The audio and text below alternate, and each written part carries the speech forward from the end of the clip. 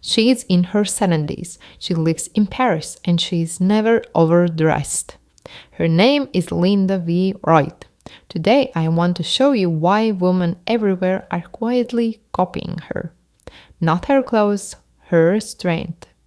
Most women have spent years trying to crack a code that fashion refuses to explain clearly. The code that separates the woman who walks into a room and looks like she belongs there from the woman who looks like she tried too hard. Linda V. Wright cracked that code, and she did it with a single rule, one she has never broken in 40 years. Today we are going to decode it, not just the clothes, the logic. Before we decode the rule, you need to understand where it came from. Linda was not born Parisian. She was born in Fort Worth, Texas. And if you know anything about Texas and anything about Paris, you already feel the tension. Texas dresses for comfort, for practicality, for size. Paris dresses for restraint, for precision, for subtraction. Most people who move between those two worlds end up looking confused. Linda ended up looking iconic. In 1978, she boarded a plane to Paris and she never really left. She became an apprentice under Ralph Lauren, the man who understood better than almost anyone else that true luxury is not about decoration. It is about fabric, cut, and the silence of a great garment. That apprenticeship rewired how she saw clothing, not as expression, as decision. She eventually opened Crimson Cashmere, a tiny boutique in the heart of Paris, where she sources cashmere directly from Scottish mills, handles every fabric decision personally, and has built a community of women who come not just to buy, but to understand why certain clothes feel like a second skin. And every single day, for 47 years, she has walked out of that boutique through those Parisian streets looking exactly like herself. Not a version of a trend, not a projection of someone else's idea of elegance, herself at 78. Linda once said something that most fashion editors missed. She said, "I replaced the word style with the word look. Style is everlasting, look is for the day."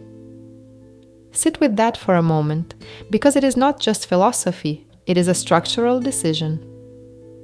When you dress for style, you are building an identity. You add to it, you layer it, you try to make it comprehensive. And comprehensive outfits almost always become overdressed ones. When you dress for a look, you are solving one specific problem. What do I need today? For this body, in this light, in this place? And the answer is almost always less than you think. This is the subtraction law. Before Linda walks out the door, she removes the last thing she added. Not because it was wrong, because if she could see it clearly enough to notice it, it is doing too much work. True elegance is not invisible because it is boring. It is invisible because every element has settled into the whole. Nothing is performing, nothing is asking for attention. The outfit as a complete thought, not a complete performance. You already know this instinctively. You have stood in front of a mirror and thought, something is off. Without being able to name what it is, that feeling is the subtraction law working. It is your eye telling you that one element is still trying to be seen. Linda's genius is that she learned to trust that feeling and act on it before leaving home. The question is not, does this look elegant? The question is there anything here that I could remove?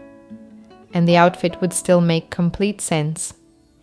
If the answer is yes, remove it. Every woman who has tried to replicate Linda's look by buying expensive pieces has failed to replicate the look. The formula does not live in the price tag, it lives in the logic. And the logic works on what you already own.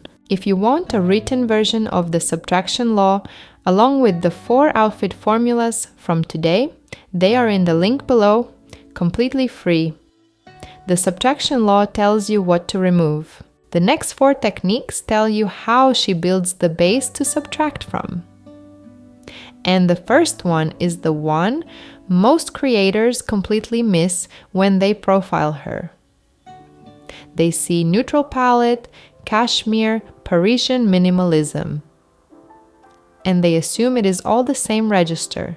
It is not. Every single Linda Wright outfit contains deliberate friction. The friction formula is this: pair one element that reads as rugged and one that reads as refined. Never match the registers. Never let an outfit be all luxury or all casual. The friction between the two is where the interest lives. In practice, this is what it looks like. Raw denim jeans with a paper-thin cashmere roll neck, a men's Chesterfield coat. She had the shoulders taken in and the sleeves narrowed. Paired with a silk Drake's pocket square and corduroy jeans. A 20-year-old bespoke velvet jacket from Henry Poole, worn with straight-leg denim and embroidered Turkish slippers. Notice you probably already own the rugged half. The jeans, the chunky boots, the worn-in blazer. What most women get wrong is buying more luxury pieces to try to look more polished. Linda's lesson is the opposite. You do not need more refinement. You need to let the refinement you already have collide with something real. A €300 cashmere scarf looks more expensive next to raw denim than it does next to a pristine pressed trouser. That is not a paradox, that is physics. Luxury needs contrast to be legible. Without friction, it becomes wallpaper. Most women over 50 make one of 2 color mistakes. They retreat entirely into black, or they stay in the pastel beige ivory territory they were told was elegant. Both of those strategies are actually the same mistake. They are choosing color that recedes. Linda does the opposite. She uses her silver hair as a design anchor and builds her color around it. Here is why this matters. Silver hair has cool blue undertones. That makes warm pastels, blush, dusty pink, soft beige disappear next to it. They do not flatter. They flatten, but it makes deep clear primaries, cobalt, crimson, burnt orange, sing. The cool neutrality of silver hair creates a high contrast frame and primary colors delivered close to the face. In a scarf, a roll neck, a knitwear layer, read as intentional, curated, expensive. Linda once said, "As I become older, certain colors lose their charm, and other colors look reborn." She was not being vague. She was describing an actual optical shift, one that most women never rethink after 40. If you have silver or gray hair, or you are letting it come in, what Linda is telling you is, this is not a limitation. It is a new instrument. You now have the most high contrast natural frame that exists in fashion, and it asks for bold color, not safe color. One rule, the primary color goes close to the face. A cobalt roll neck, a crimson cashmere wrap. Not a cobalt handbag worn at hip level. The face is where the frame pays off. Linda Wright is almost never photographed without a scarf. But here is what most analyses miss about how she wears them. They are never tied with precision. They look like she picked one up off a chair and threw it on in 5 seconds. And that is not an accident. That is the third technique, the careless drape. There is a concept in Italian menswear called sprezzatura, the art of making effort invisible. The principle is not laziness, it is the communication of something very specific. I am more important than the clothes I am wearing. When a scarf is tied with architectural precision, it signals I worked on this. When it is casually looped, half-tucked, asymmetric, it signals I did not need to, and that second signal is far more powerful than the first. The careless drape is not limited to scarves. It is the slightly popped collar on a button-down. It is the blazer sleeve pushed up to mid-forearm. Roughly, not neatly. It is the one shirt button left open that a more anxious dresser would close. You have worn something wrong by accident and gotten a compliment anyway. That was the careless drape at work. The compliment was not about the garment, it was about what the looseness communicated. The principle: if you are trying to look effortless, and you can tell that you are trying, undo the last thing you did. The 4 techniques only work if the 4th one is present. Without it, the friction formula looks costumey. Without it, the collar anchor looks try-hard. Without it, the careless drape looks messy. The 4th technique is the ownership shift, and it is the one that cannot be bought. Linda once said, wellness equals beauty, and not the other way around. Most women have heard versions of this sentence their entire lives and let it pass. Linda means it structurally. She wears no makeup, her skincare is minimal, focused on nourishment, not correction. Her posture is not performed. It is the natural result of a woman who has spent 40 years walking through one of the most beautiful cities in the world and finding it completely ordinary. This is what the ownership shift means. She does not dress up to meet the world. She dresses as herself, and the world adjusts. The clothes do not carry her. She carries the clothes. The ownership shift looks different on every body. A shorter frame, a larger bust, a deep winter palette. These are not obstacles to the formula. They are the parameters it must work within first. And that shift from clothes as costume to clothes as extensions is visible in the first 3 seconds of every reel she posts, before the outfit even registers. You feel something else first. You feel that she is not concerned with your opinion. And that, more than any Hermes scarf, is what makes her undeniably stylish. Now the 5 formulas built directly from how she actually dresses, not how people theorize she dresses. Formula 1. The Fort Worth foundation. Straight leg raw denim, structured cashmere roll neck, long men's overcoat in camel or charcoal, flat leather boots. The denim is the Texas base. The overcoat is the Paris edit. The cashmere is the bridge. Nothing matches, everything connects. Formula 2. The crimson anchor. Any neutral monochrome base, ivory, camel, navy, gray with one primary color placed at the neckline only.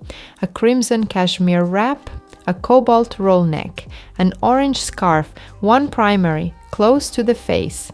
Everything else is completely quiet. That single color does all the work. Formula 3. The bespoke hybrid. One piece of real tailoring or heritage craft. A men's coat with the shoulders taken in and the sleeves narrowed at a tailor, or a bespoke velvet jacket that has lived in the wardrobe for 20 years, worn with something deliberately ordinary. Straight denim, a cotton shirt, flat slippers. The contrast between old money craft and everyday ease is the outfit. This is your permission to visit a tailor. Formula 4. The velvet exception. One exceptional texture, velvet, silk, or heritage wool as the anchor piece. Everything else is stripped to maximum simplicity. A 20-year-old velvet jacket, straight denim, a white cotton shirt, one spectacular scarf. A great piece does not need help, it needs space. Formula 5. The monochrome depth stack. 2 to 3 pieces in the exact same color but different materials. camel cashmere top, camel wool trousers, camel brushed cotton overcoat, same color, different textures. This reads as expensive because it requires knowing your colors with precision, not because it requires a large budget. One color, multiple hands, the most underused formula in every wardrobe. There is a line Linda said once about why she refuses the word style. Style is everlasting, look is for the day. The reason that matters is this: a woman who dresses for style is always measuring herself against a standard. A woman who dresses for a look is asking only one question: what is true today? What is true about the light? About where I am going? About what I want to feel? That is the one rule Linda has never broken. Not a wardrobe rule, not a color rule. A contract with herself to dress from the inside out, rather than from the trend downward. The subtraction law, the friction formula, the color anchor, the careless drape, the ownership shift. These are not her techniques for looking elegant. They are what elegant looks like when a woman has decided completely who she is, at any age.